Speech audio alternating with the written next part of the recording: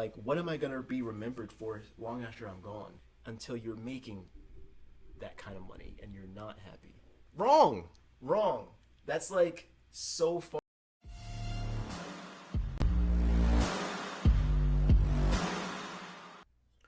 Welcome everybody to episode number 3 of the Results Over Everything podcast. Today I got special guest for you guys today. Today's guest is a personal trainer, fitness model, ex-Marine, and the reason I'm excited to have him today is because today we're going to be going in depth on some topics that I feel are not covered online in the fitness industry, and these are conversations that need to be had. Today we're going to be talking about men's mental health, self-development, and how to pretty much get over any obstacle in life. So please help me welcome today's guest, Acen. Thanks for having me. Thanks for having me, Ricky. I appreciate it. I love what you're doing here. Let's do it. Awesome, my man. Acen, I know I mentioned a little bit about you, but tell us how everything began. Like, I know you've been in the fitness industry for at least, 5-7 years now? Oh, man, it's been a lot longer than that, man. I've kind of been into exercising and fitness all my life. I have a background in track and field. Started out in high school, went on to run in college for a bit. Somewhere along the way, a few years ago, around like 7 to 8 years ago, I started to hit the weights because I got tired of being a shrimp and skinny. So you used to be always skinny? I think I've fluctuated from being skinny for most of my life, but I've had seasons where I was overweight too. So I've been. Which one's skinny, harder? I've been fat. Which one's harder? Oh, by far, it's harder to be fat. Really? Yes. Every day it's a struggle. Now, Acen, thank you for being here in today's podcast. I'm actually very excited for the golden nuggets you'll be sharing with the people today. But just tell us a little bit more about you. I know you're a personal trainer, but tell us, like, what is the message you're trying to share with us today? Yeah, so as a personal trainer and also as a holistic wellness practitioner and teacher, I have dealt with countless clients over the years. You know, I've been in this personal training industry for 4 to 5 years, 4.5 to 5 years, and I've had like multitudes of clients, and I found that there's been a lot of issues, more so with their psyche and their mental state of being, and that directly correlates into why they're having the health problems that they're having. As a personal trainer, of course, we're gonna get into talking about like fitness and how to get the gains that you're looking for physically. I just want to tie the loose ends between and make the connection between mental health and holistic wellness and how that plays a huge factor into getting the results that you're looking for as well. So what are people missing right now? Like, I know you said, so yeah, let's actually tie those two things together. How does the mental health correlate to the physical? Yeah, absolutely. I think the phrase holistic wellness is something that's been coined after we understand, as we, develop in our understanding of, the human anatomy and how everything is connected. I think there's a mental health aspect of it to where you're conscious of like the thoughts that you're telling yourself. Your self-talk is so imperative to like where you're ultimately going.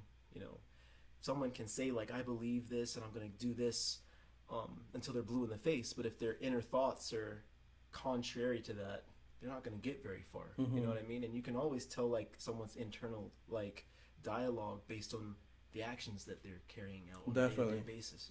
So it's being conscious of those inner thoughts and shifting the negative self-talk to positive self-talk, positive reinforcement. Like when you get into a situation where you're like, I feel like I can't do this, it's too much, and you first become cognizant and aware that you're talking to yourself down. Yeah. The first step is being aware of it, because so often in life, like I've learned through dealing with clients that a lot of negative self-talk happens without them even being aware of it. Like, give us an example.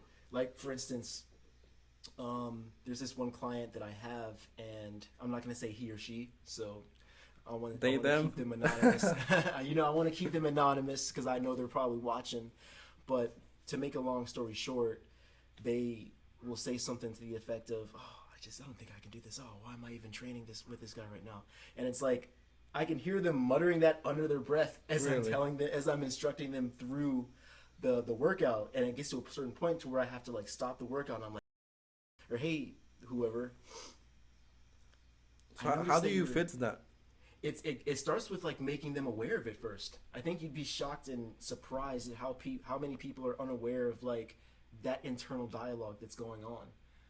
Oftentimes, like, it happens and we're just kind of like going about our daily lives. But first, to be able to understand that like we all have like internal dialogue, and it's up to you to decide whether or not it's going to be positive reinforcement that's going to guide you to your ultimate vision, or whether it's negative self-talk that is going to lead you to, self-doubt, disbelief, and ultimately failure. You know what I mean? Do you think everyone has self-doubt and bad talks, or do you feel like, because I feel like some people are just sad and some people are just happy. Like, how much control do people have over that?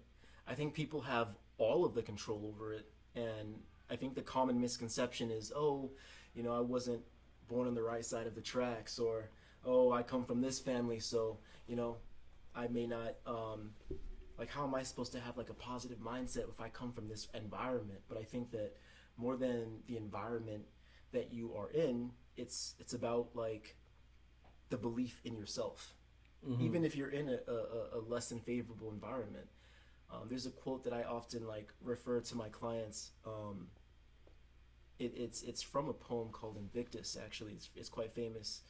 I am the captain of my fate. I am the master of my soul.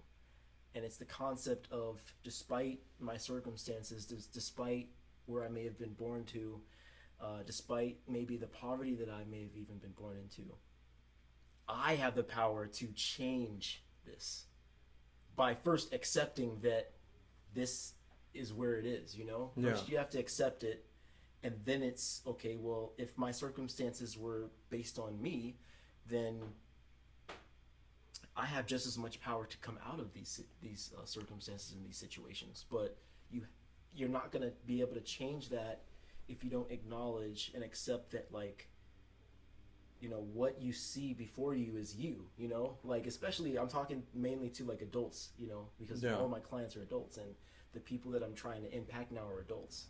Like, if you can look at your life objectively, like, wherever you're living, whatever your living situation is like, whatever your finances are like, just to be able to acknowledge that, okay, this is my doing. I don't want to blame this person. I'm not going to blame the man. I'm not going to blame the system. Yeah. It's me.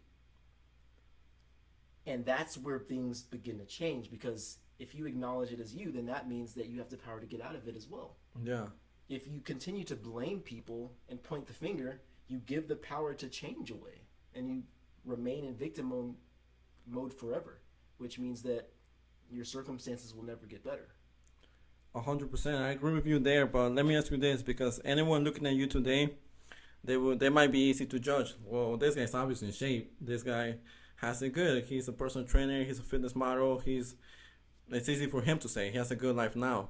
I just want him to know, and I want you to tell him that that's not always how it was. Like, so tell us, like, how it all began, though. Like, what got you into fitness in the first place? And were you always in shape? Were you always this? Or like, how did you become who you are today? To be honest, it's kind of like, it's a very interesting story, because like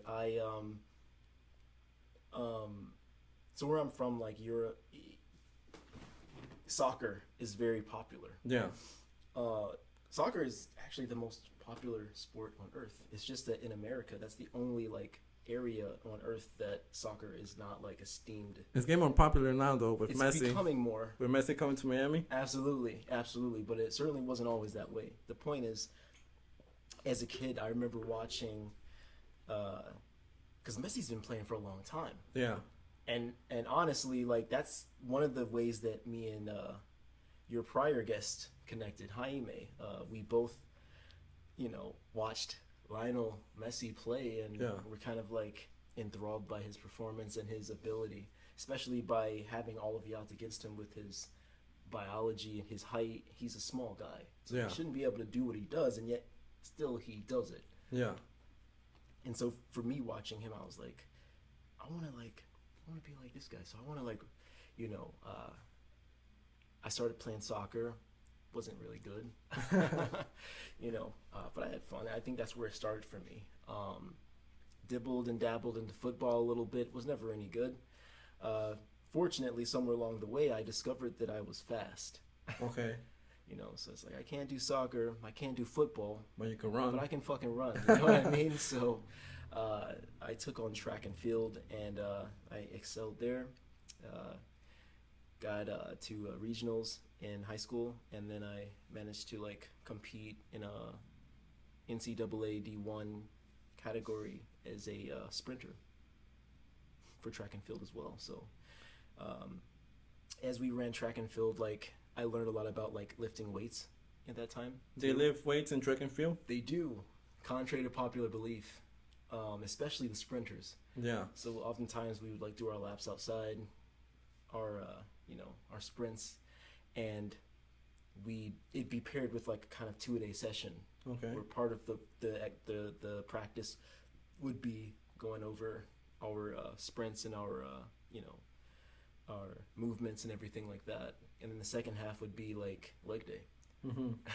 So I became very familiar with like how to develop and train legs specifically for power, which helps with explosion and speed when you're in track and field.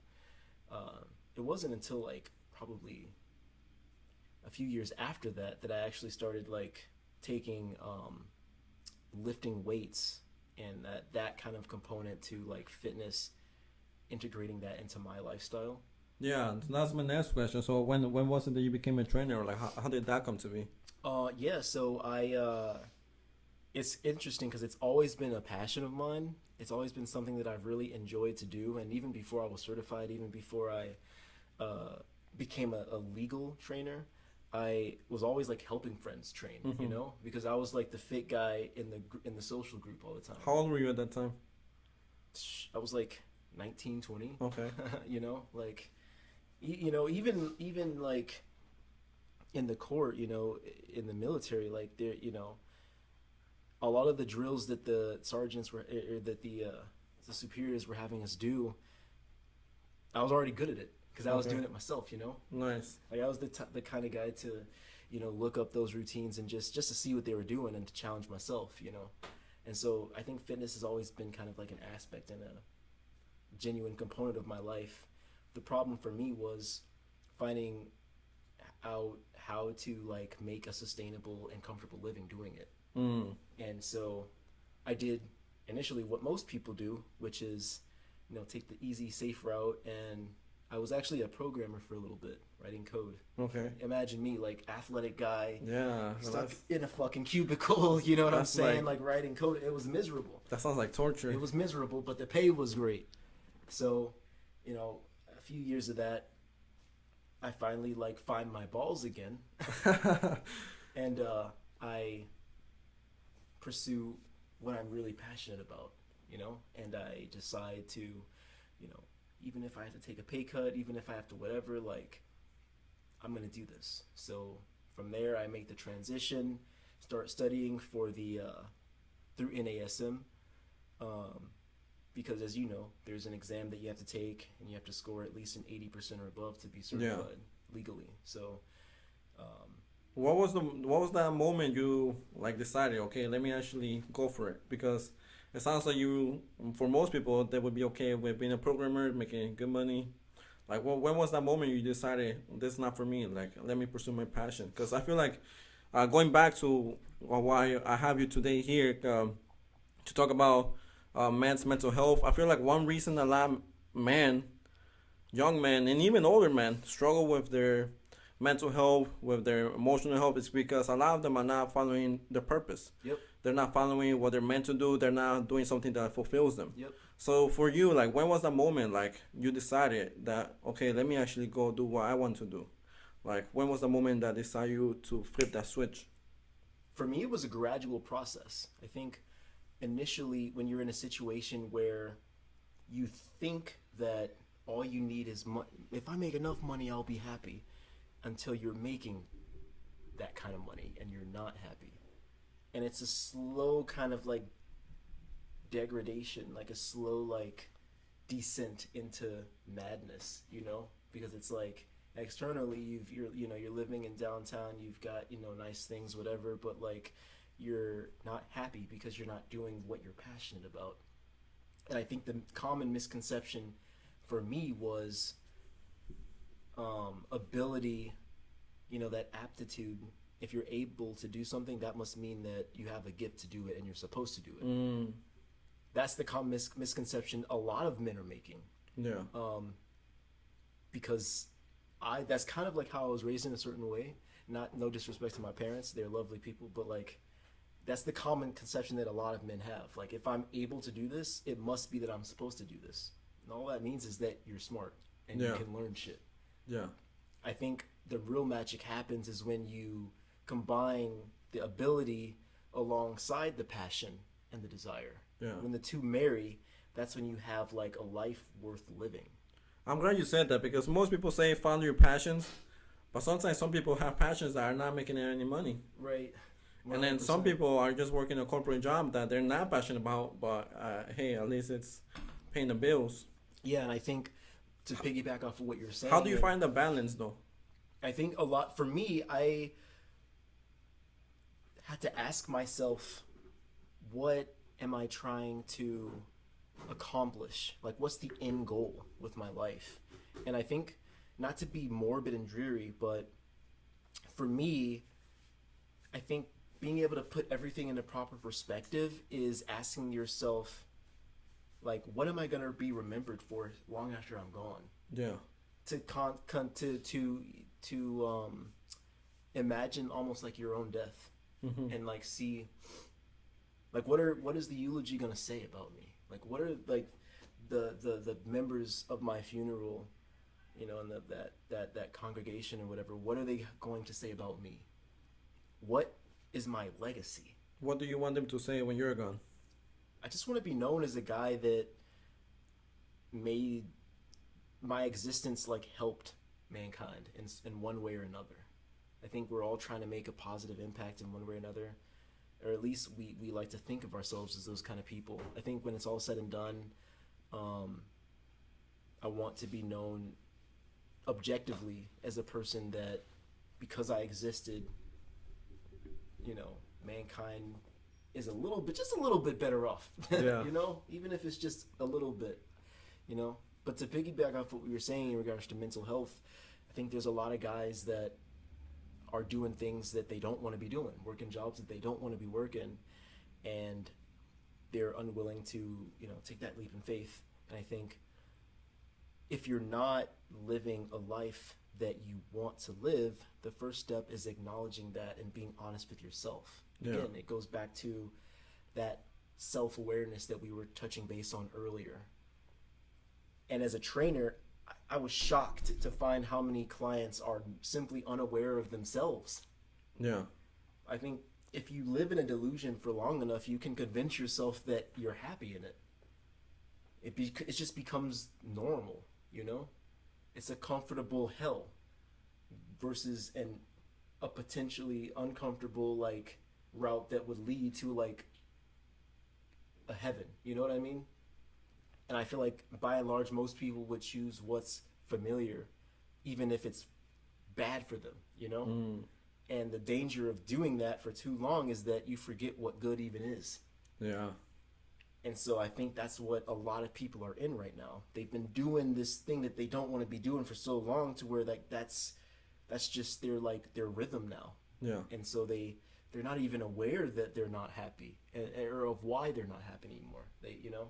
And so I think that's why it's so important to be honest with yourself first and foremost. And yeah, to just, like, pursue what it is that you're trying to do. And I'm not saying, like, throw away your fucking job or anything like that. What I'm saying is be systematic, you know, make a plan. Even if it's working towards, like, making that transition into what you really want to do, like, a little bit every day. How do you create a plan though? Like, what should be in that plan? I think it's, like, defining what it is that you want. Defining what it is that you want out of life is primary. That's, like, the overarching theme. Within that theme, I think it's imperative to define what it is that you really want to be doing and how you plan to get there. And then as you write it out, it's a process, there's no like blueprint to, making all of this happen. Part of it is like taking the first step. But how do you find out what you want? Because most people, they go study something their parents wanted them to study. That's right. Or they just go with what they're good at. Hey, well, my dad used to work in construction. I work in construction. I'm good at it, so that's what I'm doing. Like, how do you find out what you want to? I think it starts with knowing and understanding who you are. And what I mean by that is when you remove the influence of like how you were raised and what you thought was cool when you were in school, what was the thing that you would do all day for free that you can get paid for? That's your passion. The thing that you would do for free all day. The thing that like you can't stop thinking about. The thing that like sets your soul on fire, that like causes you to get up out of the bed without an alarm clock. Yeah. That thing that gives you like that oomph in life. The thing that like makes you feel excited and zealous about life. That's your passion. And if you can align yourself with your passion and find a way to monetize that, there you go. And in the year of 2023, I truly believe that anyone can follow their passion and find a way to monetize that, You've got like so many people doing that, so. Yeah, no, and to add to that, I feel like a lot of time you might not always know what you want. That's why you gotta try different things. Hey, try the different job. You didn't like that one? Cool. Try something else. Because for me, I never thought I would be a personal trainer. I never thought I'd write a book. I never thought I started a podcast. Like, as I developed myself, as I went through life, as I started to take one step at a time, it just led to that. But most people, they never took that initial route that got them to that point. Exactly. So a lot of time it's just try new things, man. Especially 100%. if you're young, especially if you're 20s or teens. Like, try new things. Maybe it's for a couple months, maybe it's for a year or two. If you don't like it, cool. At least you know that's not what it is that you want. But try new things. 100%. Now, do you mind talking about us a little bit about your?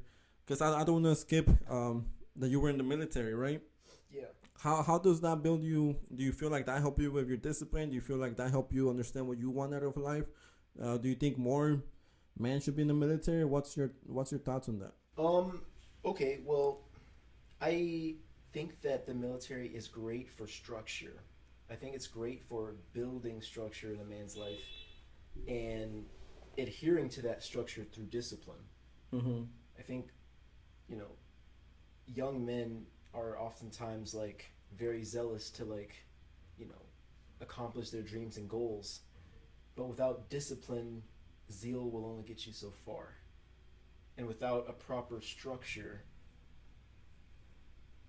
that as well will only get you so far, So it's like, I think it's like structure and discipline. When those two marry alongside passion and aptitude, ability, all of that together creates an unstoppable man, an unstoppable force that will, with time, achieve whatever he wants out of life. Yeah. And so I think that the military is great at instilling that that mindset of never give in, never quit, And I think if you really dig in the heart of like the theme of like the Marine Corps,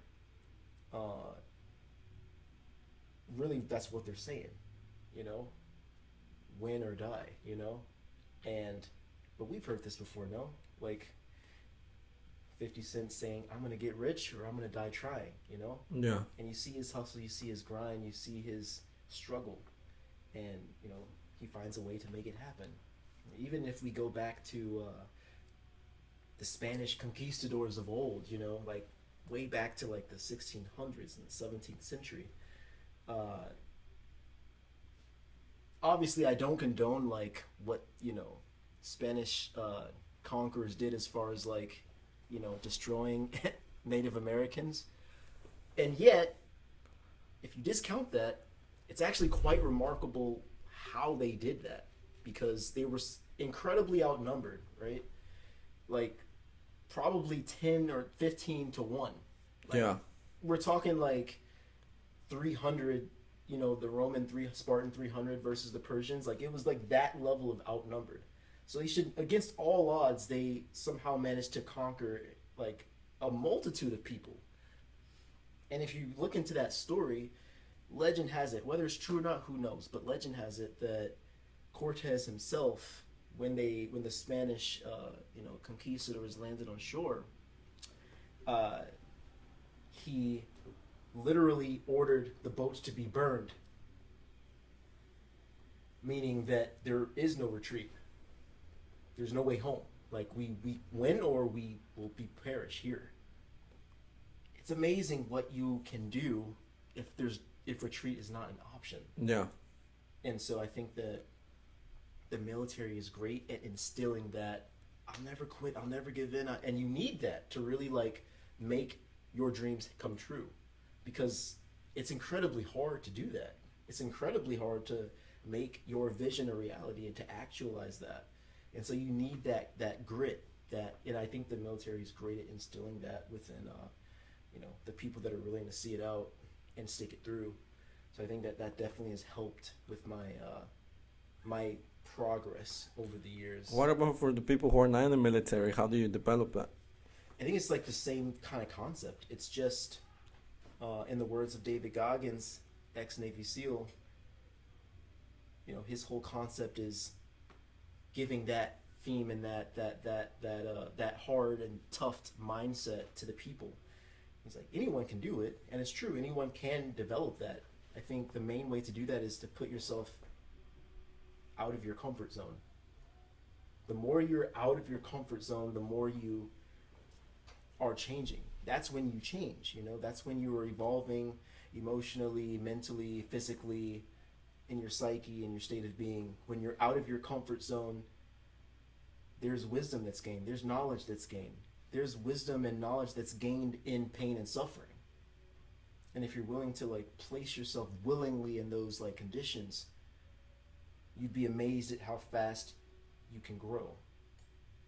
So it's just the willingness to place yourself out of your comfort zone and to stay there. That's the hard part. Most people have the general understanding that the comfort zone, comfortable but dangerous, and being out of the comfort zone is where growth happens. We all know this. Yeah. What people aren't talking about is how people are moving. And if you look at most people, they're, it's kind of like dipping your big toe into cold water or into like a pool. It's a little too cold. I think I'm gonna people will dip their toes into, out of their comfort zone, and then go right back to comfort. Oh, I don't know. That's a little hard. Yeah. I don't know if I can do that. So really, it's jumping in the pool, full body submersion. You know what I mean?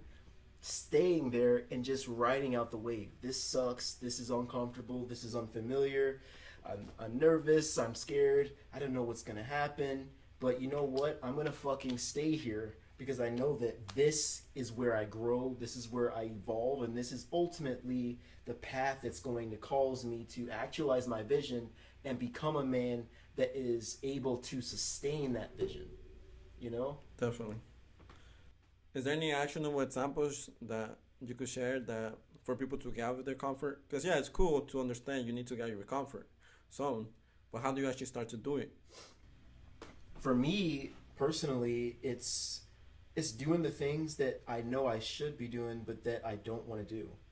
And with time, and what I mean by that is a lot of the things that I didn't want to do that I do now, I actually want to do them now. Because with time, if you stay out of your comfort zone for long enough, you change into someone else. Mm-hmm. So, the things that I didn't want to do before, I now find not nearly as much resistance when I do them. Like, for instance, I like to do cold showers, cold plunge in the morning, just to jog myself, And when the alarm clock goes off, like, instead of hitting that snooze button, just pop out of bed, with like excitement, because if you really believe that like anything is possible and that you can make your vision happen, that shit is fucking exciting. You should be like hopping out of bed like with excitement every day, even if like it's hard as fuck. That like, okay, well, this is one step closer to my vision. This is one step closer to my destiny. So I'm excited about this. I'm eager to do this. So it's like, for me, I used to oftentimes like oversleep, especially like when I was out of the military and I didn't have that like regimented, you have to get up at 4 a.m. every day.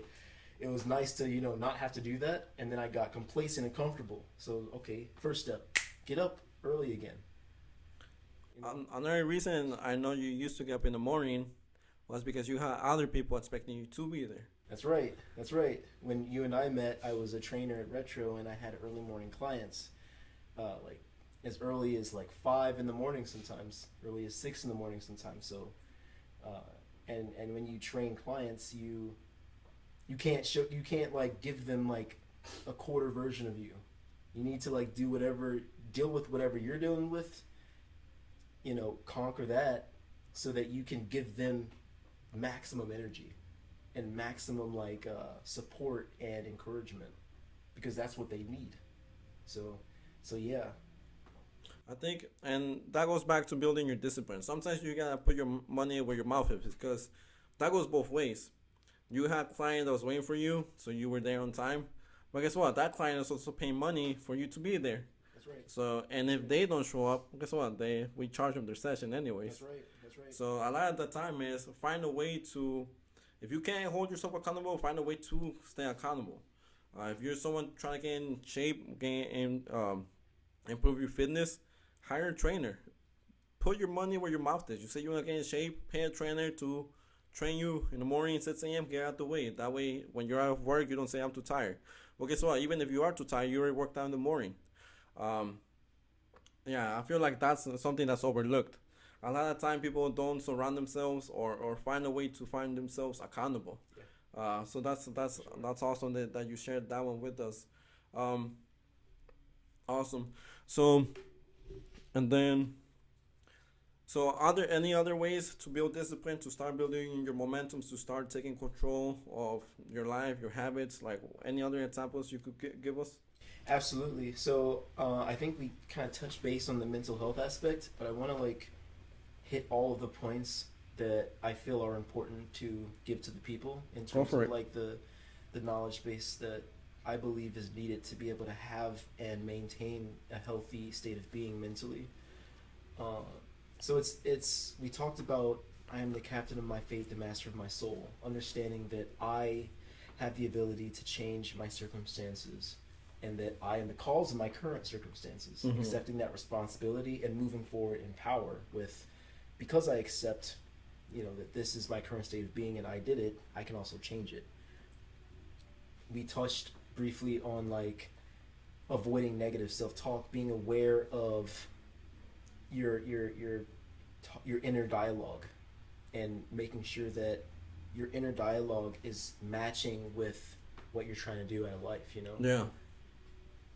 Like, I wouldn't say gas yourself up, but encourage yourself. Instead of saying I can't, say I can. Instead of saying how could I possibly, say I'll find a way. I think you'd be surprised how even just that subtle priming, what that can do for your overall state of being. Because words are incredibly powerful. Like literally, there's scientific proof of, and experiments that have been, I'm not sure if you're familiar with the whole plant experiment where there were 2 plants they were placed in a room, and one plant, the scientist or whoever like spoke like, oh, you're not gonna grow, you're gonna die, and it literally did that. What the hell? And it was it was in the same exact. The plants were in the same exact room, same environment, same everything, same amount of water, same amount of whatever fertilizer, everything, the same exact species of plant even. The only difference was one was spoken badly over and one was spoken well over, and over the course of like a few weeks, literally, one withered away and the other one flourished. So it's like, that's amazing, right? So it's already been proven that like words are incredibly important. And so if that's true, then the same would be true for like your internal world and your dialogue. You know, if words are that powerful, what do you think constantly telling yourself like, you know, things that are tearing you down is going to do for your overall mental state of being, and even your physical health? You know, I think like, anyway, that's another conversation. But I want to emphasize that, and then the third step for mental health is being aware, and these are the kind of the pitfalls I made. So this is why it's like so intimate and personal, because I know what it's like to battle with those dark thoughts. I know what it's like to feel despair, and I know what it is also to feel abundance. So it's like I've known both, which is why I want to talk about it. So it's like, share with us the bad thoughts though, when you were going through a bad time through your life. Like, what was that like? Because you know, you were sharing some stats before we started. Before we turned on the cameras, you were sharing some stats of the suicides in men this year, 2023. Can you touch base on that before? Yeah. So you know, as we were talking about before, I was shocked, surprised, and saddened to find that in the year 2023, by the end of February, there were already reported over 3,500 male deaths that were reported as suicide. So I think the statistic was somewhere between like 3,500 and 3,800 to be exact. And since then, that number has tripled, more than tripled actually. And I think that, like, statistically, more men are reported to be doing this than women, like by far. It's not even remotely close. Mm-hmm. And I'm not saying that women don't have, you know, reason or challenging lives or struggles or anything, but what I am saying is that statistically men are doing it far more. Why is that? And I think it's for a lot of reasons. I think that I found in my life hope is an incredibly important and integral component to zest for life, and to feel happy about life and excited about life. If you remove hope from a man's life, he becomes desperate. He becomes, sorrowful. He becomes like, he questions what's the purpose of all this, you know? Which is why I think it's so important. That's why I think it's so important for a man to have direction. But how all those 3,800 men that commit suicide by February of this year, how did they get to that point? Like, what do you think are the major causes? Though, what's causing them to get to that point where that's the only solution? Yeah, I think it's very interesting, because I think there's a lot of reasons why people get to that point. Sometimes it's working a job that they don't want to be at. So it can be, they don't look the way they would like to look, or whatever the case may be. But if we're going off of that specific statistic, I found that oftentimes men are taking their lives. It's directly like correlated to a crime of passion, and what I mean by that is, it's in relation to like a relationship that didn't pan out the way they thought it would.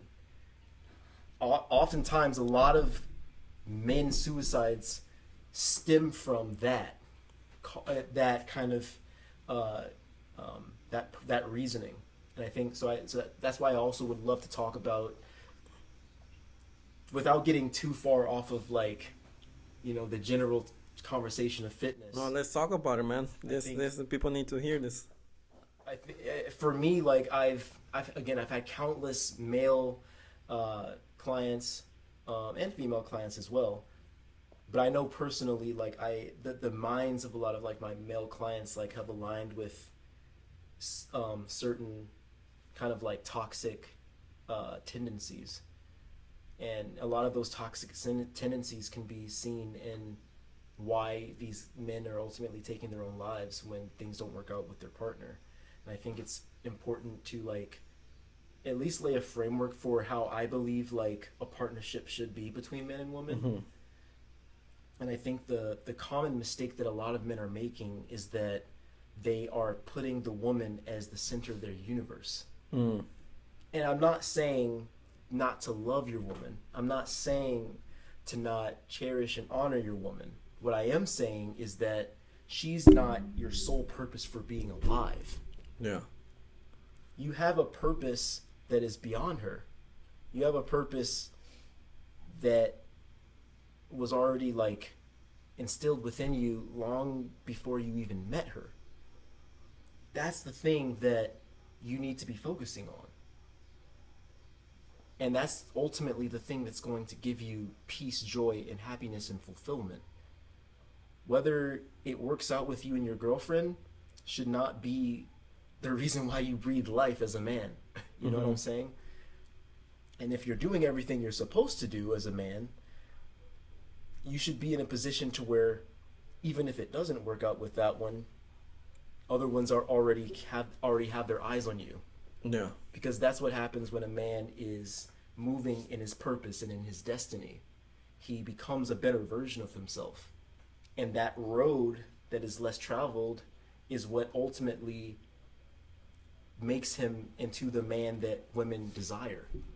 So really, if you do this right as a man and you stay on your grind and you focus on your purpose and your mission, women are going to be a byproduct of that regardless.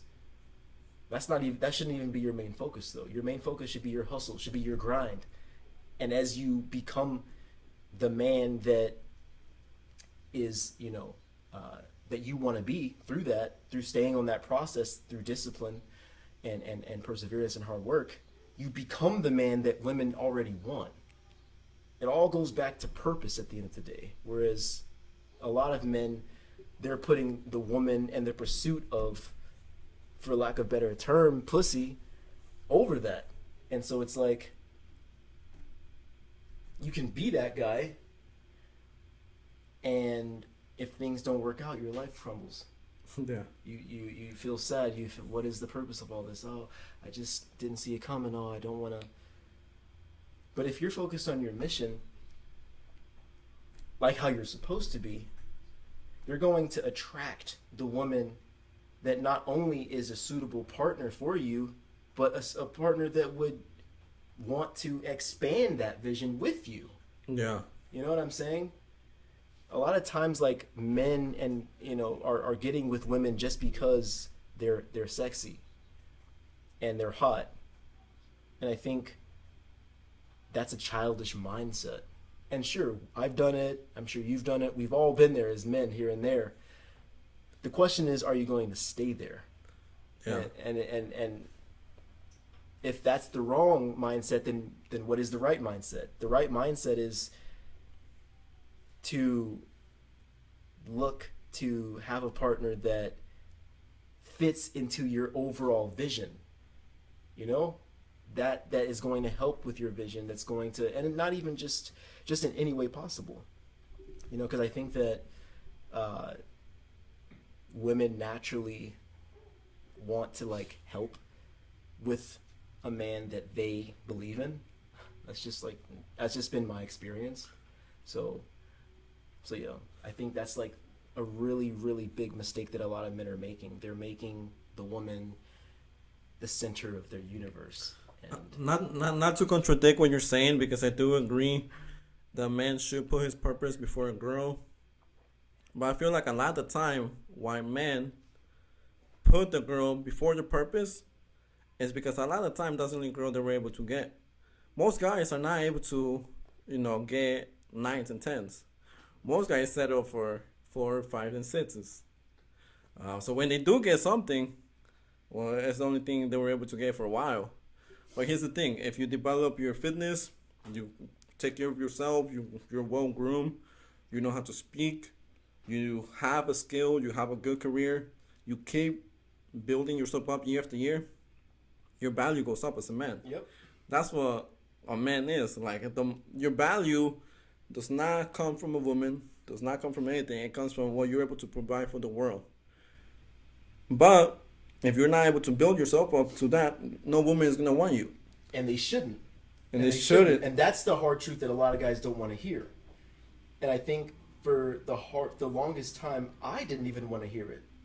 But when I began to accept, kind of the way things, and not to say that women are all the same, but I believe that there's a general kind of makeup in biology that women are drawn to, in my experience at least, and the experience of all my friends. Which why do you say that was a truth you didn't want to hear?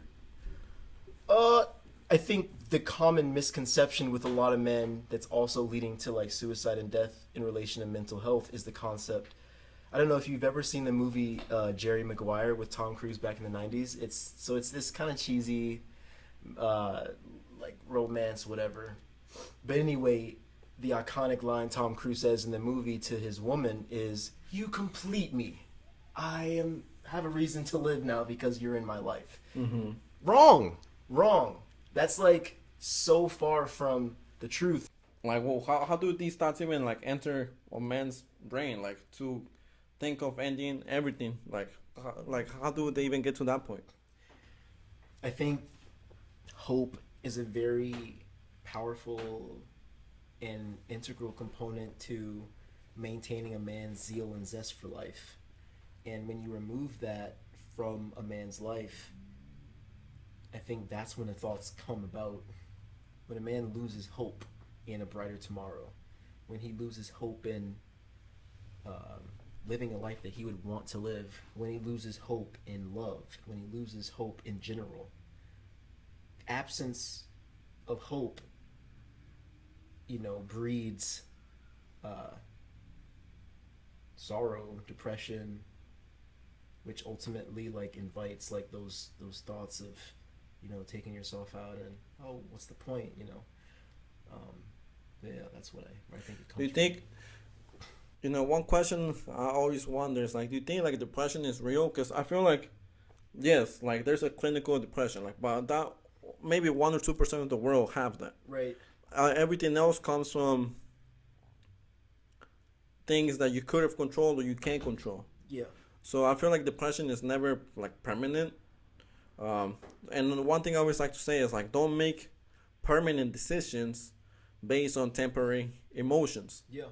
You're feeling like shit. You're feeling like it's the end of the world. So you decide to make it the end of the world for you. Yep. When if you could have stuck it through another day, another week, maybe things start to turn around. Yep. But what about for you? Was there any point in your life where you felt like there was no hope, or where you felt like maybe contemplating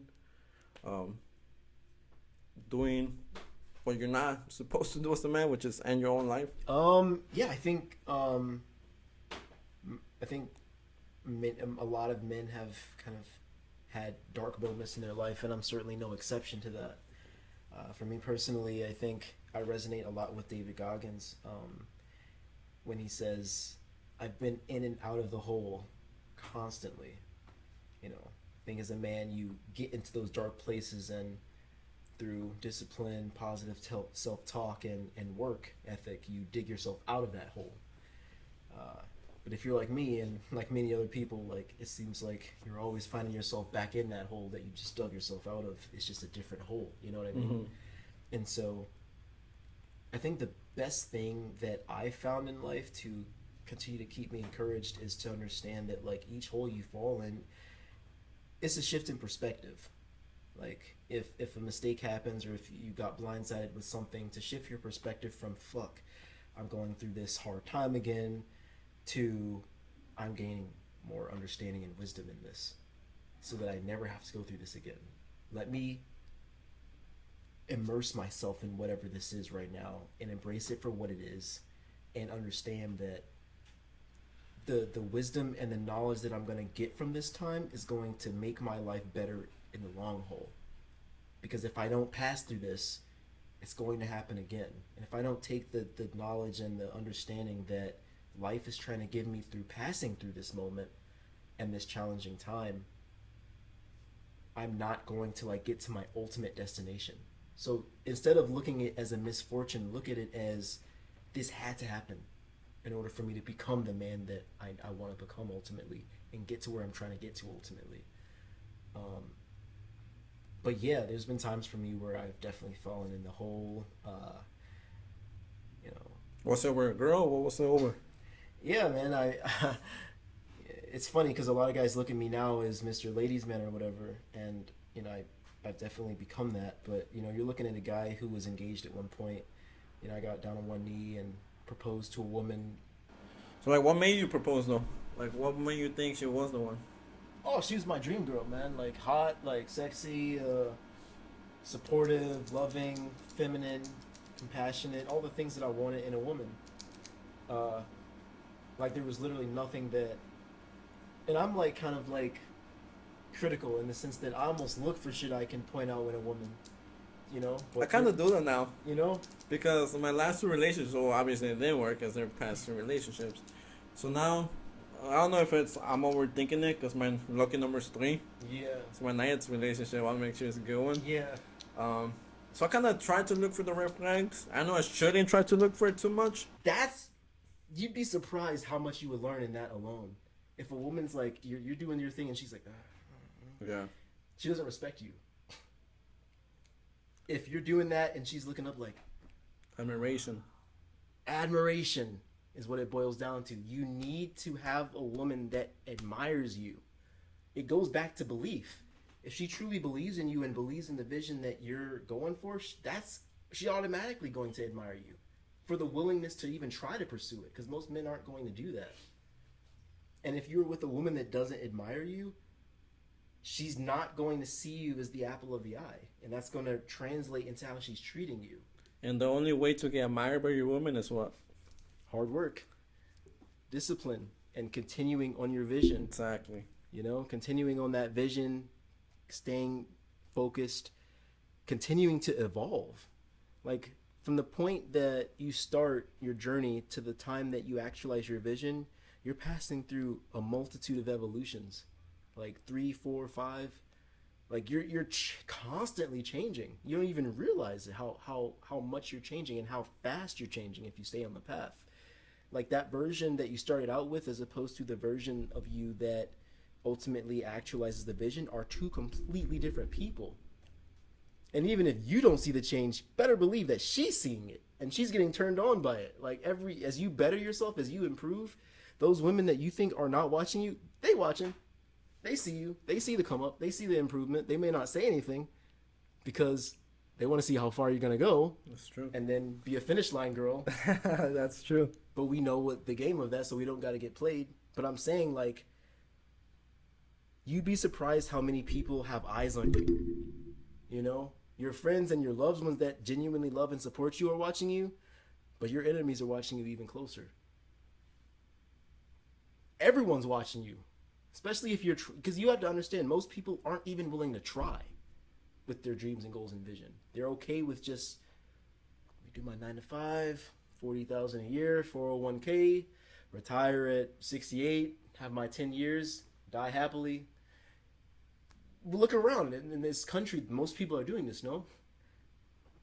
The people that are willing to take risks and take chances and go travel the road less traveled, these represent the minority by far.